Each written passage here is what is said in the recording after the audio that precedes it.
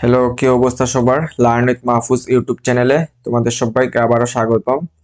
তো আগামীকালকে আমাদের যাদের সিস্টেম অ্যানালাইসিস এন্ড ডিজাইনের উপর মিড টার্ম এক্সাম, তাদের জন্য মূলত এটা একটা এক্সক্লুসিভ ক্লাস হতে যাচ্ছে।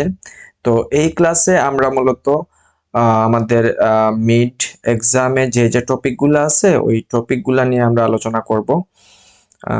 একদম টু দ্য পয়েন্ট আলোচনা করব।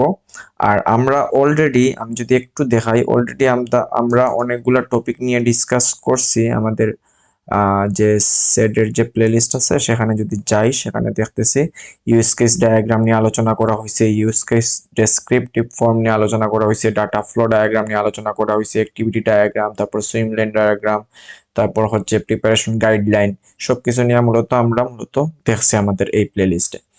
তো এখন এই ভিডিওতে বাকি যা কিছু আছে, যেমন হচ্ছে কি আমাদের রিকোয়ারমেন্ট গ্যাদারিং, তারপর টাইপ অফ সিস্টেম, তারপর অ্যানালাইসিস, তারপর ইউএমএলটা তো আমরা দেখছি, তারপর যেগুলো আরো আছে সেটা তো এসডিএলসি লাইফ সাইকেল, তারপরে আমাদের যে ক্যাশ ফ্লো, যে আমাদের যে ম্যাথমেটিক্যাল ক্যালকুলেশন গুলো আছে ওইগুলো নিয়েও আমরা আলোচনা করব আর কি। তো আমি যদি এখান থেকে আসি, আমরা যদি একদম ডিরেক্ট স্লাইড থেকেই দেখাই, তো যেহেতু আমাদের সময় কম, সো আমি ডিরেক্ট স্লাইড থেকেই মূলত জিনিসগুলোকে একটু টু দা পয়েন্ট আলোচনা করব আর কি, যাতে কালকে এক্সামের জন্য সবার আর কি হেল্প হয়। সো প্রথমে দেখি হচ্ছে এসডিএলসি। তো এসডিএলসি দেখার ক্ষেত্রে আমি যাই, তো হোয়াট ইজ সিস্টেম। আচ্ছা, তো এগুলা আছে। আচ্ছা, তো সিস্টেম স্টেক হোল্ডার এগুলা নিয়ে এখানে কথাবার্তা হয়েছে। তারপর এখানে সিস্টেম হায়ারার্কিক্যাল, তারপর হচ্ছে ফ্লাগ, তারপর হচ্ছে কি ম্যাট্রিক্স। সো এই জিনিসগুলো নিয়ে আলোচনা করা হয়েছে। আচ্ছা, যাই হোক, তো এগুলা হালকা একটু দেখে নিবা। তো এখানে যে ইয়েটা ইম্পর্টেন্ট থিওরির জন্য প্রত্যেকবারই আসে, সেটা হলো কি আমাদের এই যে সিস্টেম ডেভেলপমেন্ট লাইফ সাইকেল, ঠিক আছে? সিস্টেম বা সফটওয়্যার ডেভেলপমেন্ট লাইফ সাইকেল এটা। তো এখান থেকে আমাদের থিওরি টাইপের কোয়েশ্চেন হয় এসডিএলসি থেকে। সো এই এসডিএলসির যে স্টেপগুলো আছে সেগুলো আমাদের মনে রাখতে হবে। সেগুলা কোনগুলা? এই যে প্ল্যানিং, তারপর হচ্ছে রিকোয়ারমেন্ট গ্যাদারিং, তারপর হচ্ছে অ্যানালাইসিস, তারপরে ডিজাইন, তারপরে হচ্ছে development, testing, deployment, post implementation and maintenance. আচ্ছা, এখানে একটা জিনিস বাদ হয়ে গেছে, যে প্রথমে আইডিয়া জেনারেশনটা করতে হয়। তো এই যে স্টেপগুলো আছে, এই স্টেপগুলো আমাদের মনে রাখতে হবে, ঠিক আছে? মানে এসডিএলসির লাইফ সাইকেল এগুলা কিভাবে হয় এই জিনিসটা আমাদের মনে রাখতে হবে। কোনটার পরে কোনটা হয়, প্ল্যানিং এর পরে তারপর আমরা রিকোয়ারমেন্ট গ্যাদারিং এ যাই, আইডিয়ার পরে প্ল্যানিং, প্ল্যানিং এর পরে রিকোয়ারমেন্ট গ্যাদারিং, তারপরে অ্যানালাইসিস করি, তারপরে হচ্ছে আমরা মানে যেটা করি সেটা হলো ডিজাইন। সো এই জিনিসগুলো আমাদের মনে রাখতে হবে। তো আমি যদি একটু দেখাই, আমি অলরেডি এই ভিডিওতে যদি একটু দেখাই, সো আমি হ্যালো, কি অবস্থা সবার? লার্ন উইথ মাহফুজা তোমাদের সবাইকে আবারও স্বাগত।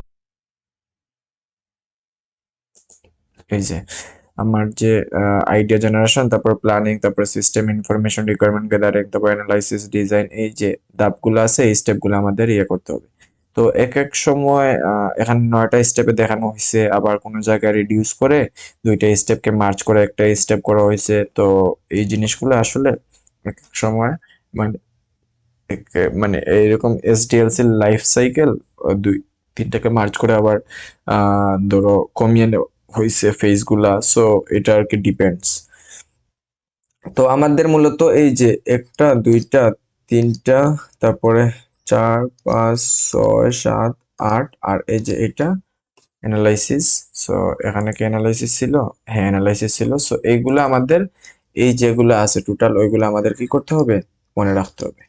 এই যে 9টা আছে। ওকে, আচ্ছা। তারপরে হচ্ছে এখানে এসডিএলসির ফেস। আচ্ছা, এই জিনিসটাই একটু এখানে দেখানো হয়েছে। তো এখানে মূলত ব্রিফ ডিসকাশন হয়েছে যে আইডিয়া গ্যাদারিং কি, এখানে মূলত আইডিয়াটা ফিক্সড করা হয়। তারপর প্ল্যানিং কি, এখানে মূলত স্কোপ বা পারপাস কি সফটওয়্যার প্রজেক্টের, বা প্ল্যান কি সেই জিনিসটা আমার সফটওয়্যার প্রজেক্টের প্ল্যানিংটা এখানে করা হয়। তারপরে হচ্ছে এখানে রিকোয়ারমেন্ট বা ইনফরমেশন গ্যাদারিং, এখানে মূলত আমাদের যে ইনফরমেশন গ্যাদার করা বা রিকোয়ারমেন্ট গুলা গ্যাদার করা হয়। তো এটা করা হয় হচ্ছে ইন্টারভিউর মাধ্যমে করা যেতে পারে, সার্ভের মাধ্যমে করা যেতে পারে, অথবা মিটিং উইথ স্টেক হোল্ডারের সাথে মিটিং করে যে আসলে ওরা কি চাচ্ছে ওদের থেকে ইনফরমেশন গ্যাদার করা যাইতে পারে। তো what are the requirement need to develop the project, এটার আসলে রিকোয়ারমেন্ট কি এই প্রজেক্টের জন্য, স্টেক হোল্ডাররা কি কি চাচ্ছে, সো এইটা মূলত গ্যাদার করতে হয় আমাদের। আচ্ছা, তারপরে হয় হচ্ছে সিস্টেম অ্যানালাইসিস, তখন মূলত আমাদের সিস্টেমটা অ্যানালাইসিস করতে হয়, যেমন ফিচার কম্প্রেশন, গ্যাপ অ্যানালাইসিস, অন্যান্য যে আমার বেঞ্চমার্ক আমার সিস্টেম আছে সেই সিস্টেমের সাথে আমার আমার যে এখন নতুন যে সিস্টেমটা আমরা ইন্ট্রোডিউস করতেছি সেটার সাথে ডিফারেন্ট কি, বা আগের সিস্টেমের গ্যাপ কি, তো এই জিনিসগুলো অ্যানালাইসিস করা। তারপর হচ্ছে ফিচার লিস্ট ফিক্সেশন করা, ফিচার লিস্টগুলো ফিক্স করা যে আসলে কোন কোন ফিচার নিয়ে আমি আলটিমেটলি কাজ করব, এইগুলা মূলত সিস্টেম অ্যানালাইসিস এই স্টেপের মধ্যে করা হয়। আচ্ছা, তারপরে আসে হচ্ছে গিয়ে সিস্টেম ডিজাইন। এখানে মূলত আমরা কি করি, ইউএমএল ওই যে ডিজাইনগুলো আমরা দেখছি ওই ডিজাইনগুলো করি, তারপর ডাটাবেজের ডিজাইন করি, ইউআই ডিজাইন করি, স্ট্রাকচার ডিজাইন করি, তারপর প্রোটোটাইপ করি, তারপর এসআরএস ডকুমেন্ট ডেলিভারি দিই। আচ্ছা, তো এই তো গেল আমার সিস্টেম ডিজাইন। আমরা মূলত অলরেডি কোন জায়গায় আসছি, হ্যাঁ অ্যানালাইসিস করলাম, এটা করলাম, এটা করলাম, এটা করলাম, তারপর ডিজাইন করলাম। আচ্ছা, তারপরে আসবো হচ্ছে ডেভেলপমেন্ট। সো এটা করার পরে আমরা যাই হচ্ছে কি ডেভেলপমেন্টে আমরা হচ্ছে গিয়ে কোডিং করি, তারপর রিপোজিটরি এগুলো করি, ইউনিট টেস্ট করি, তারপর code review, integration, change management, মানে আলটিমেটলি আমরা ডেভেলপমেন্ট করি আর কি, ইমপ্লিমেন্টেশনটা করি। আচ্ছা, তারপরে আসে হচ্ছে কি আমার টেস্টিং আলাদা একটা পার্ট থাকে, আলাদা একটা আমার ফেজ, যেখানের মধ্যে আমার এখানে ensure the software meets all requirement and free of defects. আচ্ছা, এই যে বাগগুলা যদি কোনো বাগ থাকে সেই ক্ষেত্রে এখানে ফিক্স করা হয়, বাগ আছে নাকি সেটা চেক করা হয়। তারপরে হচ্ছে ইউএক্সটা দেখা হয় যে ঠিকঠাক ভাবে হচ্ছে নাকি, তারপর কোয়ালিটি চেক করা হয়, ঠিক আছে, তারপর হচ্ছে ডকুমেন্টিং করা হয়। তো এইখানে ডেভেলপাররা মূলত কাজ করে, আর এই ফেজে মূলত টেস্টাররা মানে ট্রাই করে যে কোন জায়গায় আমি how can I break it, আমি কিভাবে এটাকে ব্রেক করতে পারি। ওরা সব কর্নার কেসগুলা চেক করে এখানে মূলত বাগগুলা ধরিয়ে দেয়, তারপরে এই জিনিসটা মূলত কি করতে হয়, ফিক্স করতে হয়। আচ্ছা, তারপরে আসে হচ্ছে গিয়ে ডেপ্লয়মেন্ট। তো সবকিছু দেখলাম আমরা, মূলত ডেভেলপ করার পরে টেস্ট করে দেখলাম ঠিকঠাক আছে, তারপরে মূলত ডেপ্লয় করা হয়। তো এখানে সফটওয়্যারকে কি করা হয়, রিলিজ করা হয় আলটিমেটলি। তো সার্ভার সেট আপ করা হয়, তারপর প্রোডাক্ট ডেলিভারি দেওয়া হয়। তো তারপর হলো ম্যানুয়াল, ইউজার ম্যানুয়াল বা টিউটোরিয়াল, এটা এই সফটওয়্যারটা কিভাবে ইউজ করবে সেই জিনিসটা এখানে ডেপ্লয়, মানে সেই জিনিসটা এখানে প্রোভাইড করা হয়। তারপর হচ্ছে মানে এই জিনিসগুলো করা হয়। আচ্ছা, তো এই গেল আমার ডেপ্লয়মেন্টের। এখানে মূলত আমার কি হচ্ছে, আমার সফটওয়্যারটা প্রোডাকশন লেভেলে যাচ্ছে আর কি। আচ্ছা, তারপরে ডেপ্লয়মেন্টের পর মূলত মেইনটেনেন্সের ফেজটা আসে। তো এখানে মূলত provide ongoing support and enhancement to the software after deployment, তার মানে আমার সফটওয়্যার ডিপ্লয় করার পর এখানে মানে যদি কোনো সাপোর্ট লাগে এবং কোনো এনহ্যান্সমেন্টের দরকার পড়ে সেই জিনিসটা করা হয় হচ্ছে মেইনটেনেন্সে। আচ্ছা, এখানে কোনো বাগ ইস্যু বা ট্রাবল শুটিং যদি হয় সেগুলো মূলত ফিক্স করা হয়, মানে ডিপ্লয় করার পরে সেগুলো হইতে পারে, তো এই জায়গাগুলো ফিক্স করা হয়। তারপরে ইউজার থেকে ফিডব্যাক নিয়ে সেইটার উপর বেস করে মূলত আমার মেনটেন করা হয় আমার সফটওয়্যারটা, বা ও সফটওয়্যারকে আপডেট করা হয়।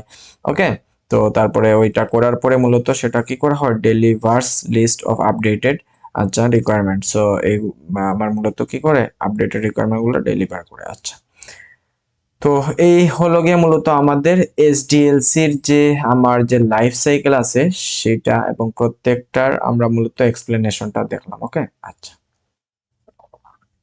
তো অনেক জায়গায় এটাকে বলা হচ্ছে 7 ফেজ, এখানে লেখাই আছে কি জানে, হ্যাঁ 7 phases of the software development life cycle. তো এই হলো গিয়ে অবস্থা, এখানে আইডিয়াটাকে ইনক্লুড করা হয় নাই আর অ্যানালাইসিসকে ইনক্লুড করা হয় নাই। তো অনেক সময় আবার দেখা যায় যে মার্চ করে আবার রিডিউস করা হয়, তারপর কোনো জায়গায় আবার বেশি বলা হয়, হোয়াট এভার। তো এই হলো গিয়ে আমার এসডিএলসি। এখন যদি আমি আমার যে প্রোটোটাইপ আছে সেটাও আমার ইম্পর্টেন্ট। প্রোটোটাইপ বলতে এই যা এই জিনিসটা বোঝাও আমার ইম্পর্টেন্ট। ওকে, এটাও আসতে পারে, এটাও এক্সামের জন্য ইম্পর্টেন্ট। সো এটা আসলে কিভাবে হয় আমার এসডিএলসি বেসড মেথোডোলজি। সো এখানে মূলত কি হচ্ছে, মূলত প্রথমে প্ল্যান হয়, প্ল্যান হওয়ার পর এই ডায়াগ্রামটা একটু আঁকা মানে যদি আসে সেই ক্ষেত্রে এই ডায়াগ্রামটা যাতে ড্র করতে পারো ওইভাবে আসলে ইয়ে করে দেখা যায় আর কি। কারণ এই ডায়াগ্রামটা মানে এক্সপ্লেনেশন দিতে বলে এই ডায়াগ্রামটা ড্র করে হালকা একটু লিখে দিলেই জিনিসটা কমপ্লিট। ওকে, আচ্ছা। তো প্রথমে মূলত এখানে প্ল্যানিংটা হয়, তারপরে হচ্ছে এখানে আসা হচ্ছে আমার অ্যানালাইসিস, তারপরে অ্যানালাইসিস করে তারপরে হচ্ছে ডিজাইন করে। এটা কিন্তু আমার সফটওয়্যার অলরেডি ওই যে আমার যে ডেভেলপমেন্টের যে পার্ট এটা কিন্তু না, এটা জাস্ট হলো গিয়ে ডিজাইন করে, ফিগমা ডিজাইন হইতে পারে, তারপরে ফিগমা প্রোটোটাইপ মানে যে প্রোটোটাইপ ফিগমা প্রোটোটাইপ ডিজাইন হইতে পারে। সো এই হলো গিয়ে আমার এখানে ডিজাইন করে ফিগমা ডিজাইন। ওকে, একটা সফটওয়্যার। তারপরে হচ্ছে সেই ডিজাইনটা মূলত কাকে দেওয়া হয়, সিস্টেম প্রোটোটাইপটা মূলত ইউজারের কাছে দেওয়া হয়। তো ইউজার কি করে, এই সিস্টেম প্রোটোটাইপের উপর মূলত কি করে, মূলত আমার যেটা করে সেটা হলো গিয়ে ফিডব্যাক দেয়। ঠিক আছে, ইউজার ফিডব্যাক। তো ইউজার যদি ফিডব্যাক দেয় সেই ক্ষেত্রে আমার মানে ইউজার কোনো কিছু আপডেট করতে বললো, আমি তো ডিরেক্ট আমার কাছে সাপোজ আমার, আচ্ছা আমি যদি এটাকে একটু মুছি,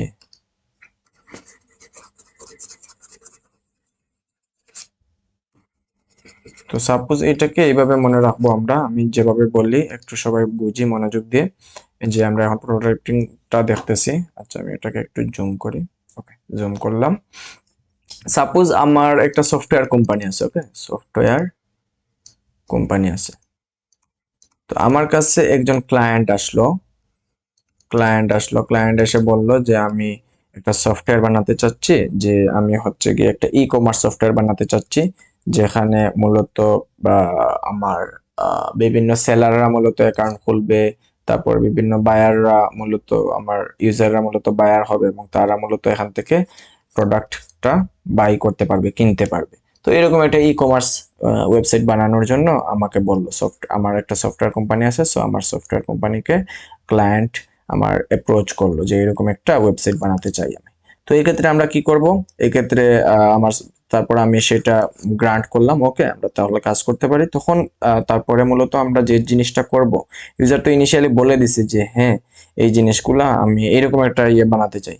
তো আমি মূলত আমার প্ল্যানটা সাজাবো। ওকে, প্ল্যানটা সাজাইলাম, প্ল্যানিংটা করলাম। তো প্ল্যানিংটা করার পরে আমরা মূলত সেই জিনিসটা অ্যানালাইসিস করলাম। তারপরে যেটা করলাম সেটা হলো গিয়ে এটার একটা ডিজাইন তৈরি করলাম। ওকে, ডিজাইন তৈরি করলাম এটা। তারপরে মূলত সেই ডিজাইনটা আমি ইউজারকে দেখালাম। তো ইউজার বলল যে এখান থেকে এই বাটনটা এই পাশে নিলে ভালো হয়, তারপর এই ফিচারটা এখানে না দিয়ে ওখানে দিলে ভালো হয়, তারপর এখানে কালারটা এই কালার দিলে ভালো হয়। সো এই ইউজার ফিডব্যাক দিবে, তাই তো? সো ইউজার ফিডব্যাক যদি দেয় সেই ক্ষেত্রে সেই ফিডব্যাকটা আবার মূলত এখানে আমরা ব্যাক করলাম, এই স্টেপে ইউজারের ফিডব্যাক নিয়ে ব্যাক করার পরে মূলত ইউজার যে ফিডব্যাক দিছে সেই ফিডব্যাকটা আমি ইমপ্লিমেন্ট করলাম। আমার সফটওয়্যার কোম্পানি কি করলো, ইমপ্লিমেন্টেশন করলো। সেই ফিডব্যাকটা ইমপ্লিমেন্টেশন করা মানে যে কোড করা এরকম না, সেই ফিডব্যাকটা আলটিমেটলি এই ডিজাইনে মূলত ইনক্লুড করলো আর কি, বা ওই অনুযায়ী মূলত আপডেট করলো। তো তারপর আবার আপডেটেড কাজটা দিলাম, তারপর আবার ইউজার দেখলো, ইউজার দেখে সাপোজ আবার বললো যে না মানে ওই ফিচারটা মানে এখানে না হয় ওইখানে হবে। তো তারপরে বললো যে এখানে যে এই ফিচারটা আনতে বলছে হ্যাঁ ঠিকঠাক আনা হয়েছে, বাট এটা একটু লেফটে গেলে ভালো হইতো। সো এরকম আরো কিছু সাপোজ ফিডব্যাক দিল। ওকে, সো সেই ফিডব্যাক যদি দেয় সেই ক্ষেত্রে আবার এখানে ব্যাক করলাম, আবার সেই ফিডব্যাকটা কি হইলো মানে আপডেট করলাম, তারপরে আবার সেই ডিজাইনটা আবার আমি কি করলাম ইউজারকে দিলাম। আচ্ছা, তারপরে সাপোজ আমার ইউজার সবকিছু এখন মন মতো হয়েছে, ওর যেটা চাইতেছিল সেটা হয়েছে। সো ইউজার বললো আমার হ্যাঁ এটা পারফেক্ট, সো তুমি হচ্ছে গিয়ে সেই জিনিসটা মানে ডেভেলপমেন্ট করতে পারো আর কি। তো ইউজার যখন ওকে বলবে, সো ওকে বাই ইউজার যখন ওকে বলবে তখন আমি ইমপ্লিমেন্টেশনে চলে গেলাম। ওকে, সো আমার সফটওয়্যার কোম্পানি ইমপ্লিমেন্টেশনে চলে গেল। তারপরে মূলত আমরা কোডিং এর পার্টটা মূলত এখানে করি। সো এখানে মূলত implementation I mean coding, testing, deployment এই জিনিসগুলো এখানে আসবে। তারপরে মূলত আমার সিস্টেমটা আলটিমেটলি দাঁড় হয়ে গেল। ঠিক আছে, ডেভেলপ করার পর আমার সিস্টেমটা দাঁড় হয়ে গেল। তো এটাই হলো গিয়ে আমার মূলত এসডিএলসির যে আমার যে প্রোটোটাইপিং আছে এইটা। সো এইটা আসলে এভাবে বুঝে বুঝে যদি আমরা স্টেপগুলো একটু মেমোরাইজ করার ট্রাই করি সেক্ষেত্রে দেখবো যে খুব ইজিলি আমরা এই ডায়াগ্রামটা দিয়ে বুঝতেছি, ঠিক আছে? এই ডায়াগ্রামটা একটু মানে বুঝে বুঝে একবার নিজেরা একবার আঁকার ট্রাই করবা, তাইলে দেখো এনাফ। আচ্ছা, তো এইটা গেল আমার এসডিএলসি। তারপর আমি নিচের দিকে যাই। আচ্ছা, এখানে আমার কিছু কমন অ্যাপ্রোচ দেওয়া আছে। এখানে কি ওয়াটারফল, তারপর আইটারেটিভ, তারপরে এজাইল, এই মেথডগুলো দেওয়া আছে। আচ্ছা, তো এখানে ওয়াটারফল কিভাবে একটার পর একটা কাজ করে এই জিনিসগুলো দেওয়া আছে। একটার পর একটা মানে উপর থেকে আসলে এভাবে নিচের দিকে আস্তে আস্তে এভাবে মেনটেনেন্স পর্যন্ত আসলো। আচ্ছা, তারপর এখানে আইটারেটিভ গুলা কিভাবে কাজ করে এই জিনিসটা এখানে দেওয়া আছে। তারপরে এজাইল মেথড কিভাবে কাজ করে, এখানে স্প্রিন্ট আছে, ঠিক আছে? স্প্রিন্ট ওয়াইজ মূলত এজাইল মেথডে কাজ করে। তো এই স্প্রিন্ট করার পরে এটা মূলত লঞ্চ হয়, তারপরে আবার স্প্রিন্ট, তারপরে এইরকম অনেকগুলা স্প্রিন্ট থাকে। আচ্ছা, আর ওকে, তো এই হলো গিয়ে এখানে। তো আমি যদি এখন নেক্সট ইয়েতে যাই, স্লাইডে যাই, সেখানে মূলত আমরা দেখি আমাদের আর কি কি আছে। আমরা অলরেডি এসডিএলসি নিয়ে জানছি। আচ্ছা, তো আমি যদি একটু এখন পর্যন্ত আমরা যে যে জিনিসগুলো নিয়ে জানলাম সেটা হলো গিয়ে আমরা ওই ডায়াগ্রামগুলো দেখছি, তারপর এসডিএলসি নিয়ে জানছি। ওকে, সো আমি যদি এখন আচ্ছা সবকিছু দেখা দেই, তারপরে হচ্ছে কি আমরা কোয়েশ্চেনে ডিরেক্ট চলে যাই, এটাই ভালো হয়। সো এখানে মূলত টাইপস অফ সিস্টেম। আচ্ছা, এখানে টাইপস অফ সিস্টেমে যাওয়ার আগে আমি একটু একটু কাজ করি। আচ্ছা, টাইপস অফ সিস্টেমে দেখাই। সো এটা হচ্ছে কি আমার types of system, system analysis and design. Okay, so এখানে মূলত আমার কিছু টাইপের ইয়ে দেয়া আছে, সিস্টেমের কিছু টাইপ দেয়া আছে। এই টাইপগুলো আমাদের মনে রাখতে হবে। আই মিন প্রত্যেকটা টাইপ মানে কোনটা কোন টাইপের সফটওয়্যার বা কোন টাইপে আসলে কি মানে কি ধরনের সফটওয়্যার মিন করে এই জিনিসটা আমাদের ইয়ে করতে হবে, একটু বুঝে করতে হবে আসলে। সো এখানে ইআরপি নামে একটা আমার সফটওয়্যার টাইপ আছে, এবং ইআরপির মিনিং কি এই জিনিসটা আমাদের মনে রাখতে হবে। মানে কোয়েশ্চনে ইআরপি দেওয়া থাকতে পারে, আবার একটা সফটওয়্যারের একটু মানে এটার ডিটেলস বলা আছে যে এই সফটওয়্যার এইভাবে কাজ করে, এই করে ওই করে, এটা কি টাইপের সফটওয়্যার। তখন আবার বলা লাগতে পারে যে এটা ইআরপি বা এন্টারপ্রাইজ রিসোর্স প্ল্যানিং সফটওয়্যার এই টাইপে পড়ে। সো এই জিনিসগুলো আমার বলা লাগতে পারে, সিনারিও থেকেও আমার এই জিনিসটা বের করা লাগতে পারে, অথবা আমার বলে দেওয়া থাকতে পারে যে ডিরেক্ট ইআরপি বা ইআরপি। আবার হচ্ছে গিয়ে আমার কি আছে, এমআইএস আছে। সো ইআরপি আর এমআইএস এর মধ্যে পার্থক্য কি, এই টাইপের কোয়েশ্চেন আসতে পারে। তো আমার প্রত্যেকটা টাইপে আসলে মানে কোন টাইপ দিয়ে কি বোঝায় এই জিনিসটা আমার একটু ইয়ে করতে হবে, বুঝে বুঝে করতে হবে, আর এই নামগুলো একটু মেমোরাইজ করে রাখতে হবে। ওকে, সো এখন আমরা মূলত টাইপ দেখতেছি। তো ইআরপি মানে enterprise resource planning. Okay, enterprise resource planning.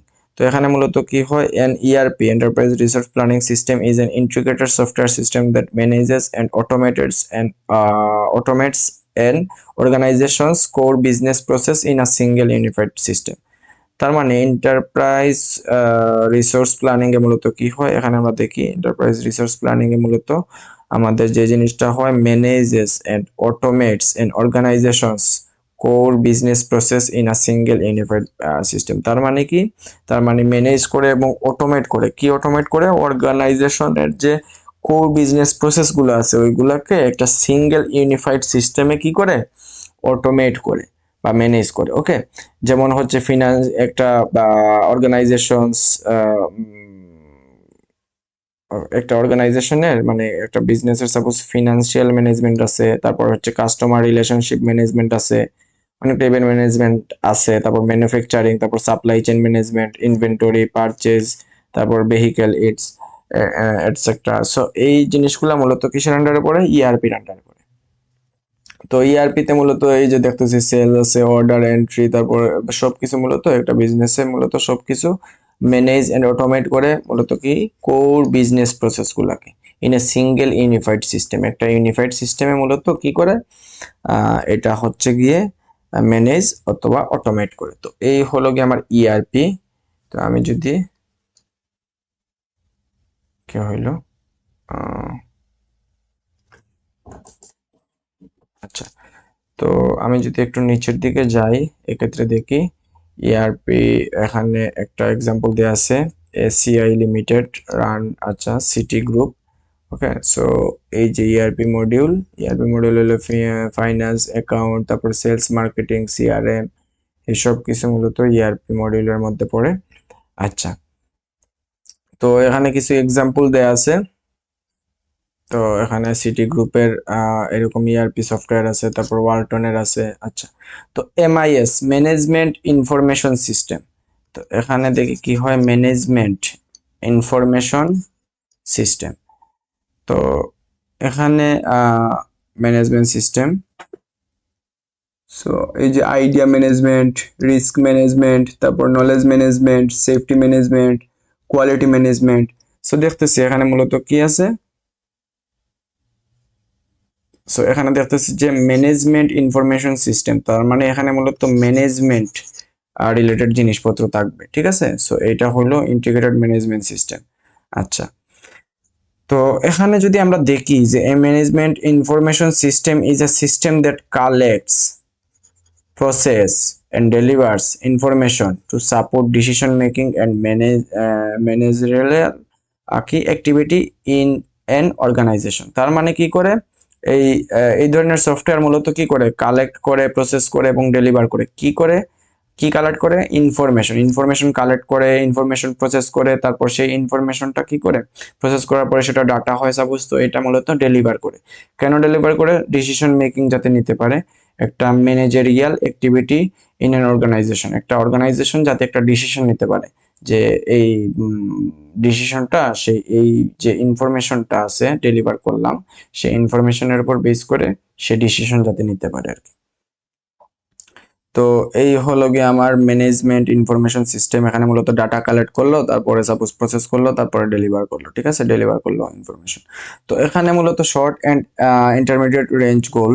তো এখানে মূলত যেটা করা হয়, এই সফটওয়্যারগুলা ক্রিয়েট করা হয় যে ডিসিশন মেকিং ইমপ্রুভ করার ক্ষেত্রে, তারপর এফিসিয়েন্সি ইমপ্রুভ করার ক্ষেত্রে, ডে টু ডে ম্যানেজমেন্ট টাইপের জিনিসপত্র করার জন্য, ডে টু ডে ম্যানেজমেন্ট টাইপের জিনিসপত্র করার জন্য এই ম্যানেজমেন্ট ইনফরমেশন সিস্টেম টাইপের সফটওয়্যার মূলত ইয়ে করা হয়। তো আমরা নাম দেখেই বুঝতেছি এটা আসলে ম্যানেজমেন্ট ইনফরমেশন সিস্টেম, তার মানে ম্যানেজমেন্ট নিয়ে মূলত কাজ করে, ঠিক আছে। সো আমরা নাম দেখেই বুঝতেছি। সো সাপোজ এখানে আছে বাংলাদেশ রেলওয়ে, ঠিক আছে, রেলওয়ে এমআইএস।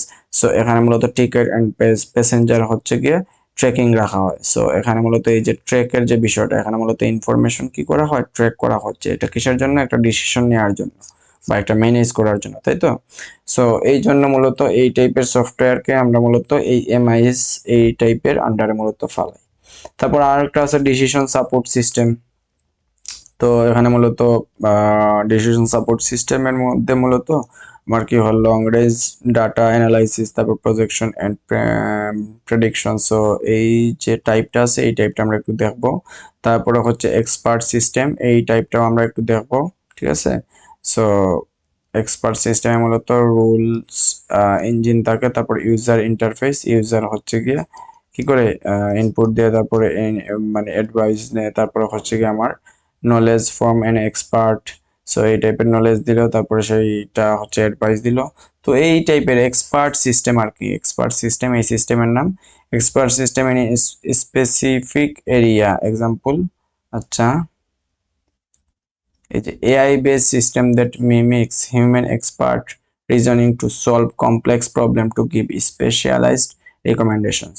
তো এইভাবে আসলে প্রত্যেকটা এখানে এক্সপার্ট, তার মানে কি করতেছে মূলত, expert reasoning to solve complex problem to give, ইয়ে নামের সাথে কিন্তু ম্যাচ থাকে, ঠিক আছে। কাস্টমার রিলেশনশিপ ম্যানেজমেন্ট, সিআরএম নামে আরেকটা ইয়ে আছে। সো এগুলো আমরা একটু দেখে নিব, তারপর ওদের এক্সাম্পল গুলো দেখে নিব।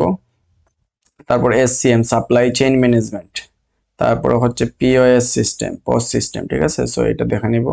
তারপরে মডার্ন ইঞ্জিন সিস্টেম আছে কিছু, সোশ্যাল নেটওয়ার্ক, তারপরে ই কমার্স প্ল্যাটফর্ম।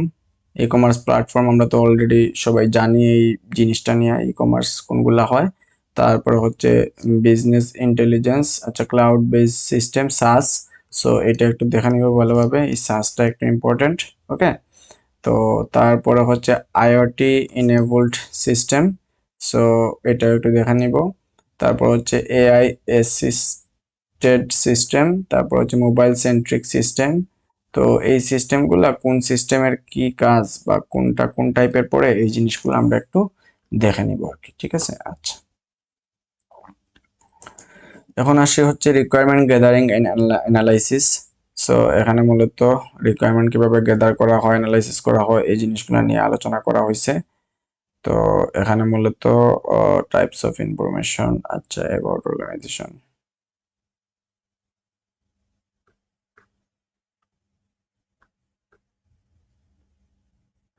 আচ্ছা, এই যে সোর্স অফ ইনফরমেশন, আমরা মূলত ইনফরমেশন নিতে পারি ইন্টারনাল সোর্স থেকে আর এক্সটার্নাল সোর্স থেকে। ইন্টারনাল সোর্স থেকে বলতে আমরা মূলত এক্সিস্টিং বা অফিসিয়াল ডকুমেন্টেশন, তারপর পার্সোনাল অথবা স্টাফের কাছ থেকে আমরা নিতে পারি, অথবা এক্সিস্টিং ইউজার অথবা কাস্টমারের থেকে আমরা মূলত এই ইনফরমেশন নিতে পারি। সো এটা হচ্ছে কি ইন্টারনাল সোর্স থেকে নেওয়া। আর এক্সটার্নাল সোর্স কোনগুলা? এক্সটার্নাল সোর্স হচ্ছে বেঞ্চমার্ক প্রোডাক্ট থেকে আমরা মূলত এই ইনফরমেশন নিতে পারি। সাপোজ আমাদের সিমিলার কি কি টাইপের প্রোডাক্ট আছে, ওরা কি নিয়ে কাজ করতেছে, সো এইখান থেকে মূলত আমরা ইনফরমেশন নিতে পারি। তারপর হচ্ছে অনলাইন রিপোর্ট অথবা রিসার্চ পেপার থেকে মূলত আমরা নিতে পারি, তো এগুলো হচ্ছে এক্সটার্নাল। অথবা অনলাইন আর্টিকেল থেকে। তারপর হ্যাঁ, তারপর হচ্ছে রিলেটেড মানে অথরিটিস থেকে, এই টাইপের অথরিটিস যদি থাকে সেখান থেকে মূলত আমরা ইনফরমেশন নিতে পারি, ওর এক্সপার্ট এদের কাছ থেকে নিতে পারি। ওকে, সো এই হলো গিয়ে আমার ইনফরমেশন নেওয়ার যে সোর্স, সেটা ইন্টারনাল এন্ড এক্সটার্নাল। আচ্ছা, তারপরে এখানে আমার কিছু ফলোইং সোর্স অফ ইনফরমেশন আছে, কিভাবে এই জিনিসগুলো প্রফেশনাল, তারপর ইউজার, তারপর হচ্ছে অনলাইন। আচ্ছা, তো এখানে মূলত ইন্টারনাল কোনগুলো, এক্সটার্নাল কোনগুলো, এখানে কিছু এক্সাম্পল দেওয়া আছে, এগুলো একটু দেখে নিবা। ওকে, আচ্ছা, সো এখানে ইনফরমেশন গ্যাদারিং যে টুলগুলো আছে, যেমন review documentation, documents, procedures, form দিয়ে আমরা গুগল ফর্ম দিয়ে নিতে পারি, বা অন্য কোনো ফর্মের মাধ্যমে আমরা মূলত ইনফরমেশন গ্যাদার করতে পারি। তারপর অন সাইট গিয়ে আমরা অবজারভেশন করে মূলত এই জিনিসটা করতে পারি। তারপর ইন্টারভিউ নিতে পারি, সাপোজ এই রিলেটেড এই সফটওয়্যারের যে মানুষগুলা অলরেডি ওরা এই টাইপের সফটওয়্যার বিল্ড করছে বা যাদের এক্সপিরিয়েন্স আছে তাদের কাছ থেকে ইন্টারভিউ নিতে পারি। তারপর কোয়েশ্চেনারিজ সেশন নিতে পারি। ওকে, ওখান থেকে আমরা মূলত আমাদের ইনফরমেশন গ্যাদার করতে পারি। তো তারপর হচ্ছে বেঞ্চমার্ক প্রোডাক্ট, লিটারেচার, এগুলা করতে পারি। আচ্ছা, তারপর হচ্ছে হ্যাঁ, review document, procedure, form. So এগুলা একটা বাই একটা আমার এখানে দেয়া আছে। সো কোনটার মেরিটস কি, ডিমেরিটস কি, এগুলা একটু আমরা দেখে নিব আর কি। So review documents and procedure forms, এগুলার মেরিটস কি? Initial concept, very useful for initial concept. So আমরা শুরুতেই ফর্ম, মানে শুরুতে ইন্টারভিউ না নিয়ে আমরা যদি ফর্ম দেই বা ডকুমেন্ট থেকে নেই, সেক্ষেত্রে আমাদের জন্য ভালো, মানে ডিসিশন নেওয়ার ক্ষেত্রে। সো এইরকম এটা ডিমেরিটস আছে, তার মানে এটার মানে উপকারিতা অপকারিতা, এই জিনিসগুলো আমরা একটু দেখে নিব। সো এটা একদম মুখস্থ রাখা লাগবে এরকম না, আমাদের এই কনসেপ্টটা বুঝে এটা আসলে কি করে, এটা বুঝে আসলে জাস্ট হলো গিয়ে পয়েন্টগুলো আমরা মেমোরাইজ করলে হবে। এইটা আসলে একদম হুবহু মুখস্থ রাখা লাগবে এরকম না। তারপর অন সাইট অবজারভেশন, তো এটার মেরিটস আছে, ডিমেরিটস আছে, এই জিনিসগুলো দেখবো। তারপর ইন্টারভিউয়ার্স, সো এখানে মেরিটস ডিমেরিটস দেখবো। তারপরে step of conduct a good interview, so এটাও একটু দেখে নিব। সিলেক্ট ইন্টারভিউয়ার্স, তারপরে এই যে পয়েন্টগুলো আছে গুড ইন্টারভিউ নেওয়ার ক্ষেত্রে, সেগুলো আমরা একটু দেখে নিব। তো গুড ইন্টারভিউ ক্ষেত্রে এখানে এই যে দেয়া আছে একটা জিনিস, সো এটা একটু দেখে যাব আর কি। আচ্ছা, তো এই গেল আমার, আচ্ছা, কোয়েশ্চেনারিজ। সো এখানে ওই বিয়েগুলো দেয়া আছে, সব থিওরি টাইপের। তারপর অনলাইন,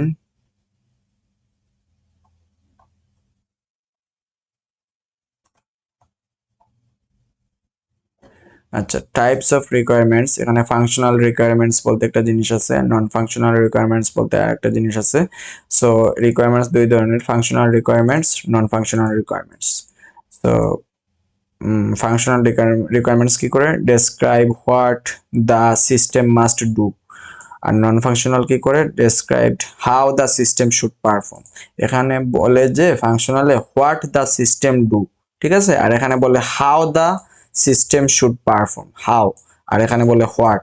এই জিনিসটার এই ফাংশনাল রিকোয়ারমেন্টে বলে। আচ্ছা, ফাংশনাল রিকোয়ারমেন্ট বলতে আমরা মূলত যে একদম to the point, what the system must do, এই সিস্টেম আসলে কি করবে এই জিনিসটা আমরা মিন করি।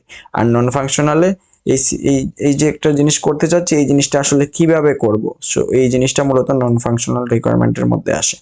আচ্ছা, তো এখানে মূলত ফিচারগুলো ডিফাইন করা হয়, বিহেভিয়ার্স অর টাস্ক এগুলো করা হয়। আর এখানে ডিফাইন কোয়ালিটি অ্যাট্রিবিউটস, ঠিক আছে, এটার কোয়ালিটি, এটা এভাবে করলে ভালো হয়, এভাবে করলে ভালো হয়, এই কোয়ালিটিগুলো এখানে নন ফাংশনাল রিকোয়ারমেন্টসে মূলত ইয়ে করা।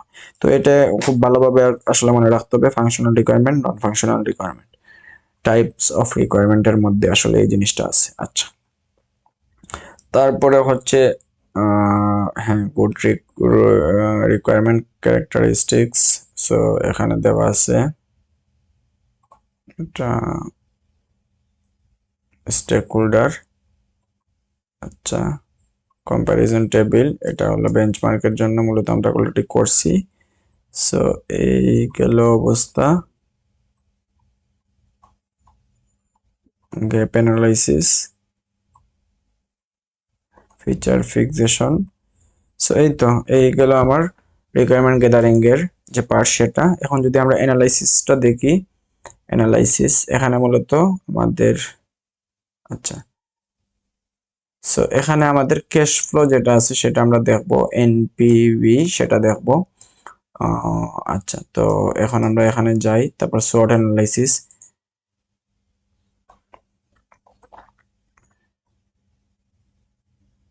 আচ্ছা, এখানে থিওরি।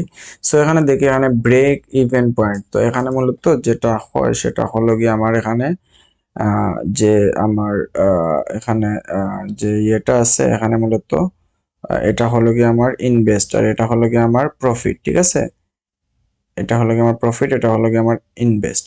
তো আমার এখানে ইনভেস্ট বেশি, এখানে প্রফিট কম, সেক্ষেত্রে আমার এখানে লস হচ্ছে। এখানে আমার এখানে আমার কি, এখানে হচ্ছে আমার প্রফিট বেশি, ইনভেস্ট কম, সো এখানে আমার প্রফিট হচ্ছে, লাভ হচ্ছে, তাই তো, কারণ আমার প্রফিট বেশি। আর এমন কোনো একটা পয়েন্ট পাবো যেখানে মূলত আমার লাভও নাই, লসও নাই। সো এই পয়েন্টকে আমরা বলি হচ্ছে গিয়ে ব্রেক ইভেন পয়েন্ট। সো এখানে দেয়া আছে the point at which cost and income are equal. তার মানে এখানে এই ইয়েটা আছে কস্টের বা হচ্ছে ইনভেস্ট, আর এটা হচ্ছে গিয়ে প্রফিট, বা প্রফিট বলতে প্রফিট না, এটা হচ্ছে কি আসলে আলটিমেটলি আমার যে ইনকামটা হয়েছে সেটা। প্রফিট বলতে তো বোঝায় যে সেটা যে কস্ট মাইনাস আমার যে কস্টটা হয়েছে, সেই কস্ট মাইনাস আমার যে অ্যাকচুয়াল ইনকামটা হয়েছে ওইটা মাইনাস দিলে তখনই আমরা প্রফিট পাই। তো এটা আসলে প্রফিট গ্রাফ না, এটা হলো আমার যে ইনকামটা হয়েছে সেটা আর কি, ওভারঅল। তো এখানে আমার মূলত ইয়ে কি জানি, কস্ট, আমি যে ইনভেস্ট করছি সেটা হলো গিয়ে এই জায়গায় হবে। এই গ্রাফটা মূলত ইনভেস্টের গ্রাফ, বা কস্ট করছি কত সেই জিনিসটা, আর এটা হলো গিয়ে আমার ইনকাম করছি কত সেই জিনিসটা। তো এখানে দেখতেছি আমার এখানে কস্ট বেশি হয়েছে, ইনকাম কম হয়েছে, সো আমার লসটা হয়েছে এখানে, রাইট। সো এখানে লস এই জায়গায়, এই মাঝখানে সবকিছু হলো লস, এইটা থেকে এটা মাইনাস দিলে এখানে লস পাই। আর হচ্ছে গিয়ে প্রফিট, এখানে মূলত আমাদের ইনকাম বেশি হয়েছে, কস্ট কম হয়েছে, সো এখানে প্রফিট হয়েছে, সো প্রফিট। আর এমন একটা পয়েন্ট পাবো, that the point at which cost and income are equal and there is neither profit nor loss. তার মানে এমন একটা পয়েন্ট পাবো যেখানে কস্ট আর ইনকাম ইকুয়াল, এবং সেই সেই জায়গায় কি না আছে প্রফিট, না আছে লস, সেই জায়গায় প্রফিটও নাই, লসও নাই, সেটা একদম নিউট্রাল পয়েন্ট। তো ওই পয়েন্টকে আমরা বলি হচ্ছে break even, break even point, ঠিক আছে, ব্রেক ইভেন পয়েন্ট। সো এটা বলি, আর এই গ্রাফকে আমরা বলি হচ্ছে ব্রেক ইভেন অ্যানালাইসিস গ্রাফ। আচ্ছা, তো এইটা একটু আমরা ইয়ে করব, তারপর হচ্ছে ক্লাসিফিকেশন। আচ্ছা, আচ্ছা, এখন ক্যাশ ফ্লোতে যদি আসি, ক্যাশ ফ্লো মেথড আমরা দেখি কিভাবে ক্যালকুলেশন করে, তারপরে আমরা দেখবো হচ্ছে নেট প্রেজেন্ট মেথড। আচ্ছা, সো এই এক্সাম্পল এখানে বলছে হচ্ছে সাপোজ ইউ আর ইনভেস্টিং এত এত এত at present after 1 year and after 2 year respectively. আচ্ছা, এটা হলো প্রেজেন্টেরটা, এটা হলো 1 বছরের পর, এটা হলো 2 বছরের, মানে 2 নাম্বার বছর। তো প্রেজেন্টকে আমরা ইয়ার জিরো ধরে নেই। সো ইয়ার জিরোতে আমার কত এখানে আছে, ইয়ার জিরোতে আমার এখানে ইনভেস্ট করতেছি, রাইট, ইনভেস্ট আছে হচ্ছে $5,000। সো আমার এখানে ইয়ার জিরো দিলাম, ইয়ার ওয়ান দিলাম, ইয়ার টু দিলাম। আচ্ছা, তো আমি এটা আপাতত দিলাম। তারপর হচ্ছে এক্সপেন্স গুলো আমরা এখানে লিখবো বা ইনভেস্ট। সো এখানে 5,000 ছিল, তারপরে পরেরটা হইলো 4,000, 2,000, সো এগুলো আমরা লিখলাম। আচ্ছা, এট প্রেজেন্ট। আচ্ছা, after 1 year and 2 year respectively, okay, এটা এটা তো লিখলাম। তারপর in return after 2, 3 and 5 years you will get revenue. তো আমি রিটার্নে কি পাচ্ছি, রেভিনিউ পাচ্ছি আফটার কত, 2 বছর, 3 বছর আর হচ্ছে 5 বছরে। তো আমি এখানে 2 বছর পর্যন্ত অলরেডি তুলে রাখছি, আমি মূলত এখানে বাকি যেগুলো আছে 5 ইয়ার পর্যন্ত লিখে ফেলি। সো ইয়ার 3 লিখলাম, ইয়ার 4 লিখলাম, ইয়ার 5 লিখলাম। আচ্ছা, তো এখানে বলছে আমার এটা কি হয়, এটা হচ্ছে রেভিনিউ হয়, তাই তো। তো আমি রেভিনিউ এর এখানে আরেকটা মানে রো নিলাম, সেই রো এর মধ্যে এখানে রেভিনিউটা হয় কততে, 2 বছর, 3 বছর আর 5 বছর। সো 2 এর মধ্যে হবে, 3-এর মধ্যে হবে আর 5-এর মধ্যে হবে। তো এটা কত, 2 বছরে হয় হচ্ছে 2,000, 5,000 আর 7,000। সো এখানে বলছে রেসপেক্টিভলি, মানে হচ্ছে এই 2 হয় হচ্ছে 2,000 আর 3 বছরে হয় হচ্ছে 5,000, 7,000। সো এখানে তুললাম 2,000, 5,000, 7,000। আর বাকি কোনো বছরে আমার মূলত রেভিনিউ দেয়া নাই, তার মানে বাকিগুলোতে আমি জিরো দিয়ে দিলাম। ওকে, জিরো। এখানে সিমিলার, এখানে যেহেতু আমরা এক্সট্রা ইয়ার এড করছি, সো এই ক্ষেত্রে আমার এক্সপেন্সটা জিরো দিয়ে দিলাম। ওকে, আচ্ছা, যেহেতু আমার এখানে দেয়া নাই। তো এই তো গেল তুলসি। এখন মূলত আমি যে জিনিসটা করব, এটা মূলত আমি কোয়েশ্চেন থেকে তুললাম, এই জিনিসটা আমি বের করলাম কোয়েশ্চেন থেকে, এই এতটুকু পর্যন্ত। এখন মূলত আমি যেটা করব সেটা হলো ক্যাশ ফ্লো মেথডে আমি মূলত প্রফিট অথবা লস ক্যালকুলেট করব। সো ক্যাশ ফ্লো মেথডে যে জিনিসটা করি সেটা হলো গিয়ে, আমি এখানে মূলত যেটা করব সেটা হলো গিয়ে, আমি যে রেভিনিউটা পাইছি সেই রেভিনিউ থেকে আমি মূলত এক্সপেন্সটা বিয়োগ করব। তো বিয়োগ করার পরে মূলত আমরা মূলত কি পাই, আমরা মূলত আলটিমেটলি ওই পার্টিকুলার বছরে কতটুকু আমাদের প্রফিট হয়েছে নাকি লস হয়েছে এই জিনিসটা আমরা পাই। তো আমি ক্যাশ ফ্লো করলাম, ক্যাশ ফ্লো হচ্ছে রেভিনিউ মাইনাস এক্সপেন্স। সো আমি জাস্ট সিম্পলি এটা থেকে এটা বিয়োগ দিলাম। তো এখানে মূলত যেটা হয়, মানে 0 - 5,000। সো এখানে মূলত ব্রেকেট দিয়ে মূলত নেগেটিভ বোঝায়, ঠিক আছে। সো -5,000 না, সো এখানে মাইনাস না দিয়ে মূলত ইকোনমিক্যালি আমি যত মানে এখানে ব্রেকেট দিয়ে ইউজ করি, ঠিক আছে। সো এটা মানে মাইনাস বোঝায়। তো আমরা আরেকটা স্লাইডে একটু পরে দেখবো যে শুধুমাত্র মানে এখানে নেগেটিভ না উল্লেখ করে এইভাবে মূলত দেয়। তো যেভাবে যে ফ্যাকাল্টি পড়াইছে আর কি, সো এইভাবে আমরা মূলত ইউজ করব। সো এখানে দেখতেছি ব্র্যাকেটের মধ্যে আবার মাইনাস উল্লেখ করা আছে। সো এখানে মূলত মাইনাস হচ্ছে, আচ্ছা মাইনাস দিছে। সো 0 থেকে এটা বিয়োগ করার পরে এটা হয়েছে, তার মানে এখানে নেগেটিভ আসছে, তার মানে কি এভাবে যদি আসে তার মানে এখানে লস হয়েছে, ঠিক আছে। আর এটা লেখা মানেও এটা যদি এভাবে থাকে সেই ক্ষেত্রে এটা মানে হচ্ছে -5,000। ওকে, আচ্ছা, আর এখানে মাইনাসটা উল্লেখ করাও আছে এক্সট্রা। আচ্ছা, তো সিমিলারলি আমরা এটা থেকে এটা বিয়োগ দিলাম, এটা থেকে এটা বিয়োগ দিলাম, এখন দেখতেছি 0 আসছে। সো এটা হলো গিয়ে এটা এই ইয়ারটাকে, এই ইয়ারটা হলো গিয়ে আমাদের অলরেডি আমরা দেখে আসছি ব্রেক ইভেন পয়েন্ট। আচ্ছা, তারপরে এটা থেকে এটা বিয়োগ দিলাম, তখন আমাদের 5,000 আসছে, এখানে কোনো মাইনাস আসে না, এই জন্য আমরা কোনো ব্র্যাকেট দেই নাই। তো এখানে মূলত আমার লাভ হয়েছে, তারপরে এখান থেকে এটা বিয়োগ দিয়ে আমার 0 পাইছি, তারপর এটা থেকে এটা বিয়োগ দিয়ে আমি পজিটিভ পাইছি, তো এখানে আমার লাভ হয়েছে। তারপরে আমরা যেটা করব, কিউমুলেটিভ যে এড করা বলে ওই জিনিসটা করব, বা অ্যাকিউমুলেটিং ক্যাশ ফ্লো। তো এখানে মূলত আমরা অলরেডি পড়ে আসছি, আমরা ম্যাথমেটিক্সে অনেকবার দেখছি কিভাবে অ্যাড করব। তো প্রথমে এইখান থেকে এখানে ডিরেক্ট বসিয়ে দিব, এখানে -5,000 ছিল, -5,000 বসাইলাম, এটার সাথে এটা যোগ করব। সো যোগ করার পর আলটিমেটলি কি পাই, মাইনাস এটার সাথে এটা যোগ করার পর আলটিমেটলি পাই -9,000। তো আলটিমেটলি কি হলো, এই 1 বছর পর্যন্ত আমার মূলত 9,000 টাকা আমি লস খাইছি, এই জিনিসটা বোঝাচ্ছে। তারপর এটার সাথে এটা যোগ করব, যোগ করে আমি কি পাই, এখানে আছে হচ্ছে 0, তো আলটিমেটলি আমি এতই পাই। তারপর এটার সাথে এটা যোগ করব, যোগ করে আমি পাই হচ্ছে গিয়ে -4,000, তার মানে 4,000 টাকা আমার এখন লসে আছে। তারপর এটার সাথে এটা যোগ করব, তারপরে স্টিল পাই -4,000, 4,000 টাকা লসে আছে। তারপর এটার সাথে এটা যোগ করব, তো তারপরে আমি পাই হচ্ছে গিয়ে 3,000, এবং এখানে কোনো মাইনাস পাইনি, তার মানে এখানে আমার কি হয়েছে, লাভ হয়েছে, প্রফিট হয়েছে। সো আমি ক্যাশ ফ্লো থেকে দেখলাম যে এখানে আমার মূলত প্রফিটটা হয়েছে। আচ্ছা, এখন net present value NPV method দিয়ে আমরা দেখি যে আমাদের কি অ্যাকচুয়ালি লাভ হয়েছে নাকি লস হয়েছে। আর এখানে মূলত আমার ইন্টারেস্টটা দেওয়া আছে, এনপিভির ক্ষেত্রে আমরা মূলত ইন্টারেস্ট নিয়ে ক্যালকুলেশন করি। সো ইন্টারেস্টটা দেওয়া আছে, সেই ইন্টারেস্টটা হলো গিয়ে 10%। ওকে, 10%। সো এনপিভিতে মূলত আমাদের এই রেটটা মূলত কাজে লাগে। আচ্ছা, তো এনপিভি মিনস হচ্ছে গিয়ে নেট প্রেজেন্ট ভ্যালু।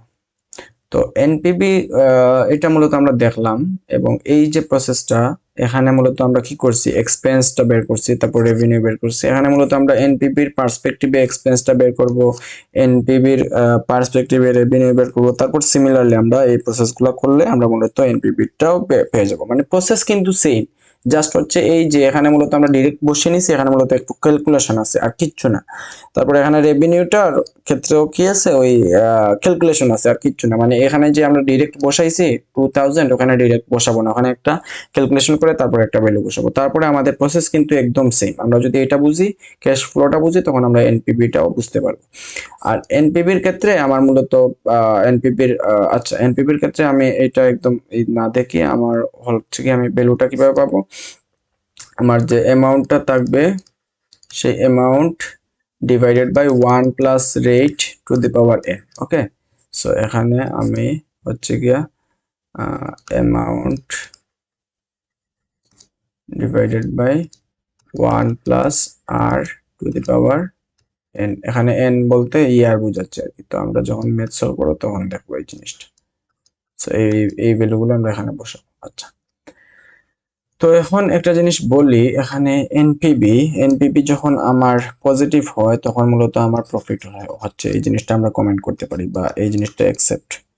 আর এনপিবি যখন নেগেটিভ হয় তখন আমি লসে আছি বা লস হয়েছে। আর এনপিবি যখন জিরো তখন আমি মূলত নো প্রফিট অর লস, মানে কোনো প্রফিটও নাই কোনো লসও নাই, নিউট্রাল। ওকে, আচ্ছা, তো পজিটিভ এনপিবি পজিটিভ মানে কি প্রফিট, এনপিবি নেগেটিভ মানে কি লস, আর এনপিবি জিরো মানে কি, মানে হচ্ছে কি আমার মানে আমি নিউট্রাল আছি। ওকে, লসও নাই লাভও নাই। আচ্ছা, তো এখন আমি মূলত এখানে আমি এনপিবি দিয়ে করি এই জিনিসটা। সো এখানে মূলত আমার নর্মাল এক্সপেন্স ছিল হচ্ছে 5000। সো আমি এই জিনিসটা এখানে লিখে রাখছি। সো এটা আমার না লিখলে হয়তো, আমি জাস্ট হচ্ছে আমার ক্যালকুলেশনের সুবিধার্থে এই এক্সপেন্সটা এখানে লিখে রাখছি। সো এখানে লিখলে হবে, না লিখলে হবে, কোনো সমস্যা নাই।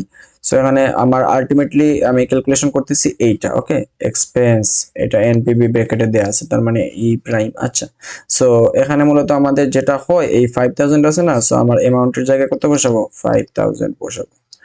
আচ্ছা, আর এখানে 1 প্লাস আর মানে কি রেট, এখানে কত পার্সেন্ট রেট দেওয়া আছে, এখানে মূলত রেট দেওয়া আছে হচ্ছে 10%। ওকে, সো এখানে 10% দেওয়া আছে, তার মানে 10% রেট দেওয়া আছে, তার মানে এটাকে যদি আমি 10 ডিভাইডেড বাই 100 করি, তার মানে আমি আলটিমেটলি কত পাই, 0.1 পাই, তাই তো। আচ্ছা,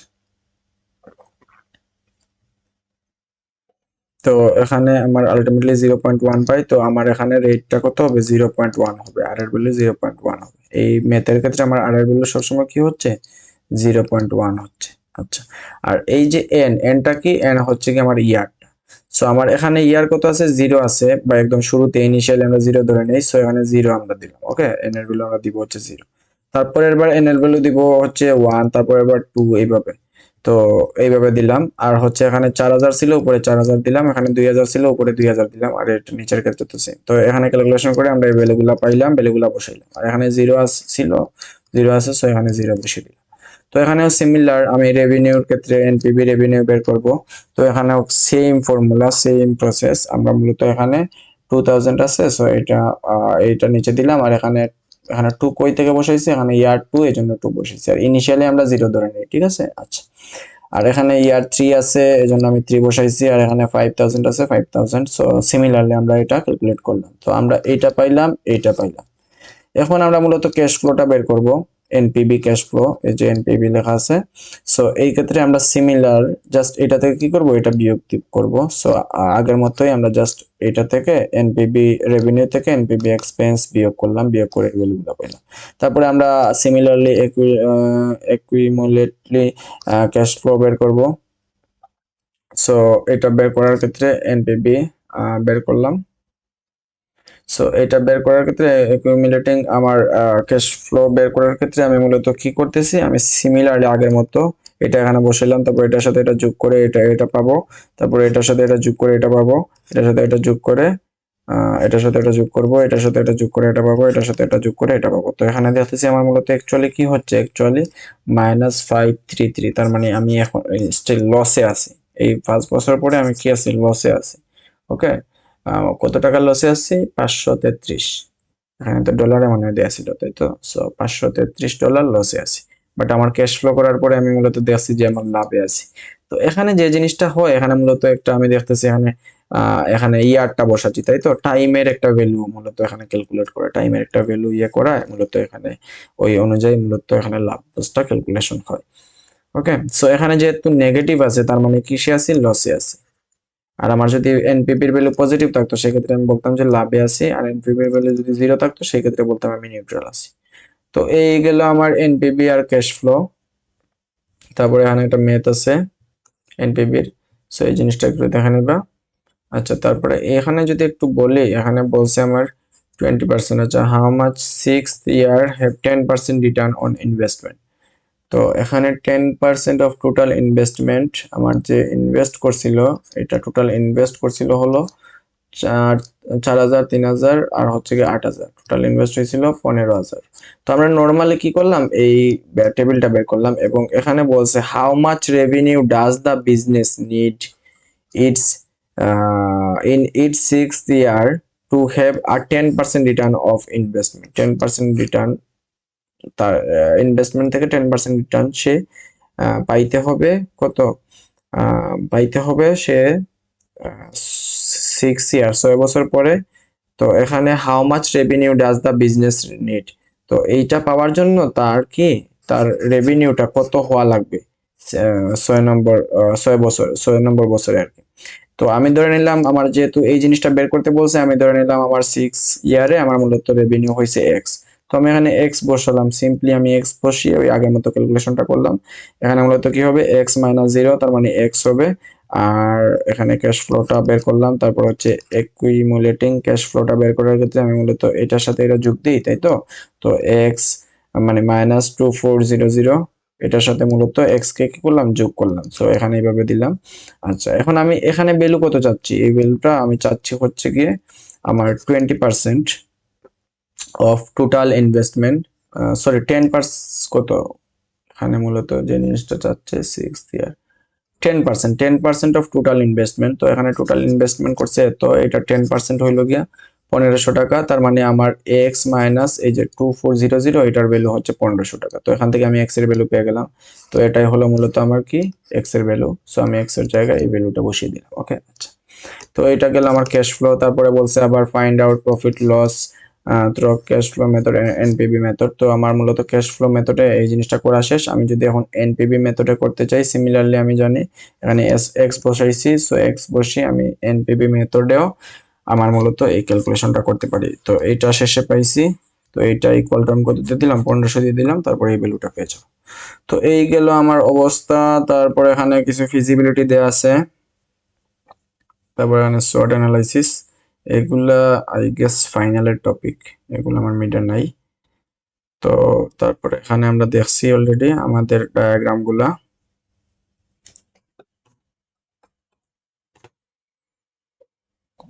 ইউএমএল। সো এখানে আমরা সব ডায়াগ্রামই দেখছি, শুধুমাত্র একটু কনটেক্সট ডায়াগ্রামটা যদি একটু বলি, সেক্ষেত্রে কনটেক্সট ডায়াগ্রাম একদম সিম্পল। জাস্ট আমার এখানে সিস্টেম আছে আর কোন কোন স্টেক হোল্ডার আছে, এখানে জাস্ট ওই ওদেরকে আমি কি করে দিব? কানেকশন দিয়ে দিব। সো এটাই হলো কি আমার কনটেক্সট ডায়াগ্রাম। এখানে এক্সট্রা কোনো কিছু দেওয়া লাগে না, পাখির চোখে দেখা আর কি। সো পাখির চোখে দেখলে জাস্ট হলো গিয়ে একটু আমার সিস্টেমটা আছে, আর হলো গিয়ে স্টেক হোল্ডার গুলা জাস্ট হলো এই সিস্টেমের সাথে কানেক্টেড। এটাই মূলত কনটেক্সট ডায়াগ্রাম। তো এই হলো গিয়ে অবস্থা।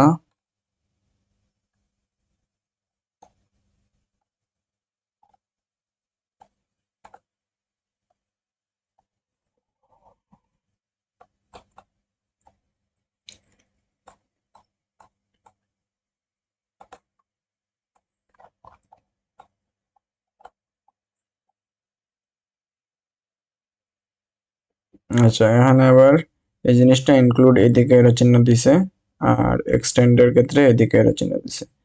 তো এটা আর কি একটু শিওর হয় নিবা যে যেভাবে পড়ানো হয়েছে ক্লাসে ওইভাবে যাতে দেবো আর কি। তো ইনক্লুড এখানে এদিকে দেওয়া হয়েছে, ওকে। আর এক্সক্লুডেড এক্সটেন্ডেডটা এইভাবে দেওয়া হয়েছে। সো এটা আসলে যে ফ্যাকাল্টি যেভাবে পড়াইছে ওইভাবে আসলে ইয়েটা করবো আর কি, অ্যান্সারটা করবো। আচ্ছা, তারপরে যে ইউজ কেস ডেসক্রিপটিভ ফর্ম, এটা আমরা অলরেডি দেখছি।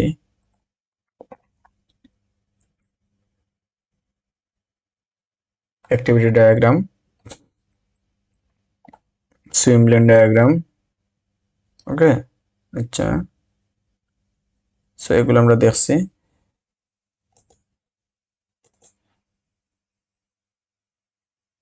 আচ্ছা, তো ক্যাশ ফ্লোর যে এটা আছে, এটা মূলত আমি এখানে স্লাইডটা বের করে রাখছি। সো এইখানে যদি আমরা একটু দেখি, আর একটা স্লাইড আমি বের করছি। তো এখানে যদি আমরা দেখি, সেই ক্ষেত্রে এখানে এই যে 0 থেকে 5000 বিয়োগ করার পরে মূলত নেগেটিভ হয়েছে। সো এখানে মূলত ব্র্যাকেট দিয়ে ওই নেগেটিভটাই মিন করতেছে, এই জন্য আলাদাভাবে এখানে নেগেটিভ দেওয়া হয় নাই। ওকে, সো এখানে 5000 দিয়ে নেগেটিভ মিন করতেছে, এখানে 4000 দিয়ে নেগেটিভ মিন করতেছে, এখানে 9000 দিয়ে নেগেটিভ মিন করতেছে। তারপর 9000 এটা নেগেটিভ আর এটা হলো গিয়ে পজিটিভ, তো এটার সাথে এটা যোগ হয়, তাই তো।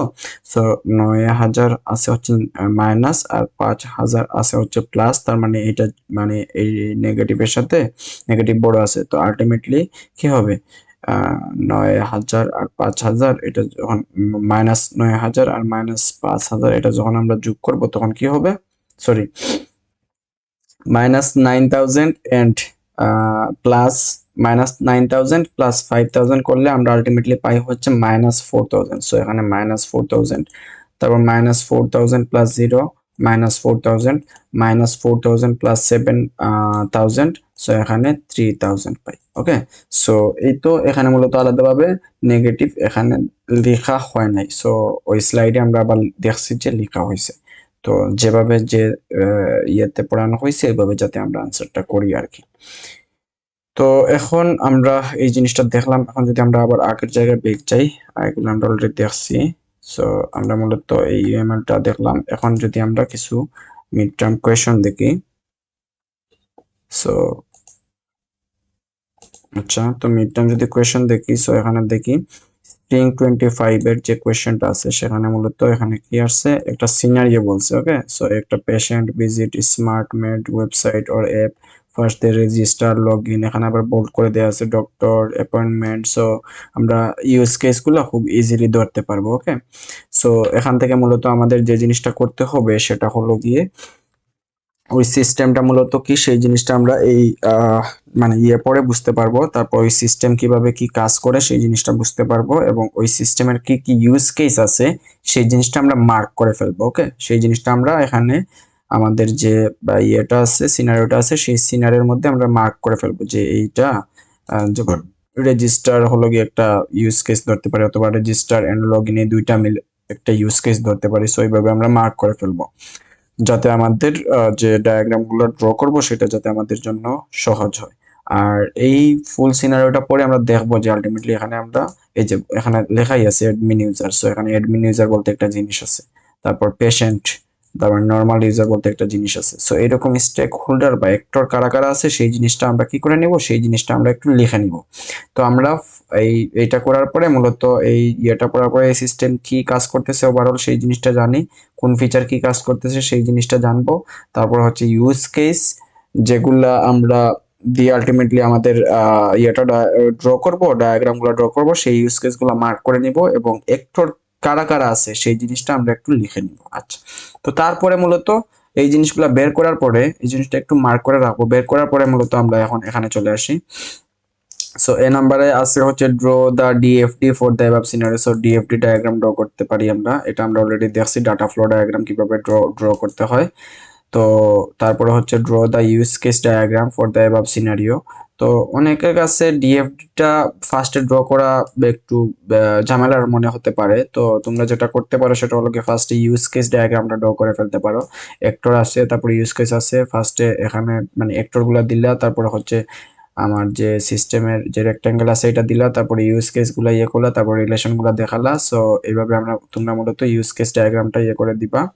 সো ইউজ কেসের ক্ষেত্রে যদি আমি একটু মেনশন করি, আচ্ছা ইউজ কেস, আচ্ছা ইউজ কেস ডায়াগ্রামে তোমরা যখন দিবা তখন এই যে ইউজ কেসের যে কম্পোনেন্ট বা নোটেশন গুলো আছে, এই যে ইউজ কেস এটা, তারপরে অ্যাক্টর এটা, তারপর রিলেশনশিপ এটা, তারপর সিস্টেম এটা, ওকে, তারপরে হচ্ছে গিয়ে আমার হ্যাঁ সিস্টেম এটা, তারপরে ইনক্লুড এক্সক্লুড এই যে আমার এই চারটা বিশেষ করে আমরা মূলত রাইটের আমরা মানে রাইটে মূলত একটু মার্ক করে দিয়ে দিতে পারি যে ইউজ কেস মানে হচ্ছে আমার এখানে কম্পোনেন্ট গুলো বা নোটেশন গুলো আমরা দিয়ে দিতে পারি যে ইউজ কেস হচ্ছে এইটা, অ্যাক্টর হচ্ছে এইটা দিয়ে প্রকাশ করা হচ্ছে, রিলেশন এটা, সিস্টেম এটা। তারপরে আমরা মূলত আমাদের যে ইউজ কেসটা ড্র করতে বলছে সেই ইউজ কেসটা আমরা ড্র করে নিব। আচ্ছা, তো এখানে একটা জিনিস বলে দিছে, show at least one extend and one include relationship in the diagram. তার মানে ডায়াগ্রামে আমার এট লিস্ট একটা ইনক্লুড এন্ড এক্সটেন্ডের যে ইয়েটা আছে, রিলেশনশিপ আছে, সেই জিনিসটা আমার দেখাতে হবে।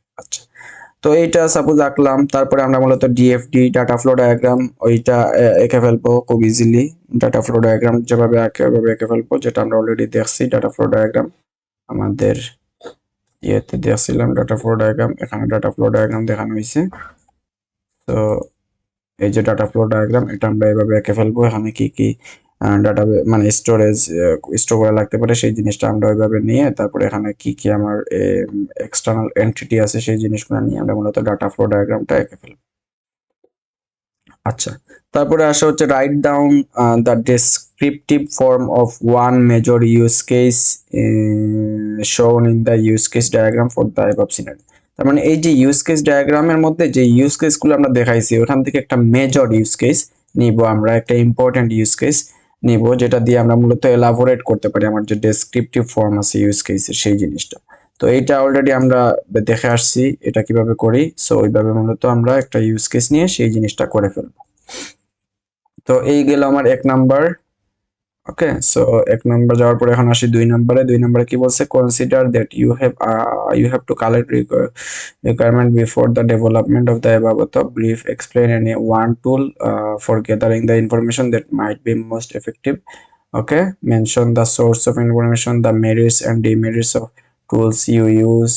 আচ্ছা, এন্ড দ্য এক্সপেরিমেন্ট গ্যাদারিং, ওই যে আমাদের যে রিকোয়ারমেন্ট গ্যাদারিং এর যে ইয়েটা আছে এখান থেকে মূলত থিওরি কোশ্চেন আসছে। এখান থেকে আমরা বলতে হবে যে কোন গ্যাদারিং আমরা টুলটা ইউজ করব, তারপর সোর্স অফ ইনফরমেশন কি, তারপর সেই যে টুলটা ইউজ করছে সেটার মেরিটস কি, ডিমেরিটস কি, এই জিনিসগুলো থেকে কোশ্চেন আসে আর কি। সো এগুলো আমাদের একটু ইয়ে করে যেতে হবে। আচ্ছা, তারপর এখানে বলছে যে mention the key features of customer relationship management CRM and expert system software. So এখানে বলছে যে এই দুইটা কাস্টমার রিলেশনশিপ মানে সিআরএম এন্ড ইএস সফটওয়্যারের আমার কি ফিচার গুলা কি কি জিনিসটা মেনশন করতে বলছে। আচ্ছা, তারপরে বলছে হচ্ছে brief outline the steps of the prototyping SDLC model using the diagram. তো ওই যে এসডিএলসি মডেলের যে প্রোটোটাইপ আছে সেটা আমার ড্র করতে বলছে। ওকে, আচ্ছা, তো তারপরে এখানে মূলত একটা ক্যাশ ফ্লো থেকে একটা কোয়েশ্চেন আসছে, find out profit or loss through cash flow method. So cash flow মেথডের মাধ্যমে আমরা মূলত কি করব, লস অথবা প্রফিটটা আমরা মূলত ক্যালকুলেট করব। আচ্ছা, তো এই গেল আমার মূলত এইটা। সো এখানে আমার একটা কোয়েশ্চেন দেখা গেলাম যে এখানে যে এই যে annual interest rate to the একটা রেট দেয়া আছে, এটা কি আমাদের লাগবে এখানে নাকি লাগবে না? সো এটা একটু তোমরা চিন্তা করো। আর এইটা তো কোনো আনসার করা লাগবে না। তো এই গেল আমাদের স্প্রিং 25 এর মিডের কোয়েশ্চেনটা। এখন যদি আমরা এখানে আসি স্প্রিং সামার 25 এর যে কোয়েশ্চেন সেখানে, তো এখানে দেখি কি আছে, এখানে সিমিলারলি একটা সিনারি দেওয়া আছে। ওকে, ওই সিনারি থেকে আমরা ওই আগের মতো বের করে নিব। তারপরে এখানে আমার এখানে এই যে এইটাতে মূলত ইউজ কেস ডায়াগ্রামটা আছে, তো সিমিলার কোয়েশ্চেন। তারপরে এখানে মূলত ডিএফডি ডায়াগ্রামটা আছে। ওকে, তারপরে অ্যাক্টিভিটি ডায়াগ্রাম আছে। তো অ্যাক্টিভিটি ডায়াগ্রাম নিয়ে আমরা দেখছি অ্যাক্টিভিটি ডায়াগ্রাম এই যে এই ভিডিওতে। সো সবকিছু আমরা এঁকে নিব। তারপরে হচ্ছে write down descriptive from one major use case. Okay, তো এটাও আমরা আগে দেখছি, এই আগের কোয়েশ্চেনে সেম কোয়েশ্চেনই আসছিল। ওকে, তারপরে এখানে briefly explain one tool of information gathering, same question same টাইপের। Okay, mention the merits and demerits of the tool you choose. Okay, why your choose is better to compare to with two other less suitable tool. এরকম আরো দুইটা less suitable টুল এর সাথে compare করতে বলছে। তো এই টুলগুলো আমাদের একটু দেখে যেতে হবে ভালোভাবে। তো এখানে আবার ওই যে এখানে কিন্তু মেনশন করে না, ইএস বলছে ডিএসএস বলছে। Do ES and DSS function in the same way? If not, explain two key difference between them. এই দুইটার মধ্যে ডিফারেন্স বের করতে বলছে। Mention the different phase usually covered in SDLC. SDLC যে ফেজগুলো আছে সেই ফেজগুলো এখানে মেনশন করতে বলছে। Explain how skipping or poorly performing the requirement gathering phase can affect the success of a software. So এখানে রিকোয়ারমেন্ট গ্যাদারিং থেকে মূলত কোয়েশ্চেন আসছে। রিকোয়ারমেন্ট গ্যাদারিং ফেজের যেটা আছে সেই ফেজ থেকে মূলত কোয়েশ্চেন আসছে। তো তারপরে এখানে সেম মেথ, এরকম একটা cash flow method, determine whether the project result profit or loss. Cash flow method use করে মূলত আমাদের প্রফিট অর লস ক্যালকুলেট বলছে। তো এখানে সেম কোয়েশ্চেন, এই 8%টা কি আমাদের কাজে লাগবে নাকি লাগবে না? আচ্ছা, তো এটা তোমরা একটু চিন্তা করো। আর এখানে 5 কি আছে, do not answer the question. আচ্ছা, এটা আমাদের আনসার করা লাগতেছে। তো এই হলো গিয়ে আমাদের মূলত এক্সামে যেভাবে কোয়েশ্চেনগুলো আসে সেটা। তো থ্যাংক ইউ সবাইকে। সবার হোপফুলি আগামীকালকের এক্সাম ভালো হবে। Thank you.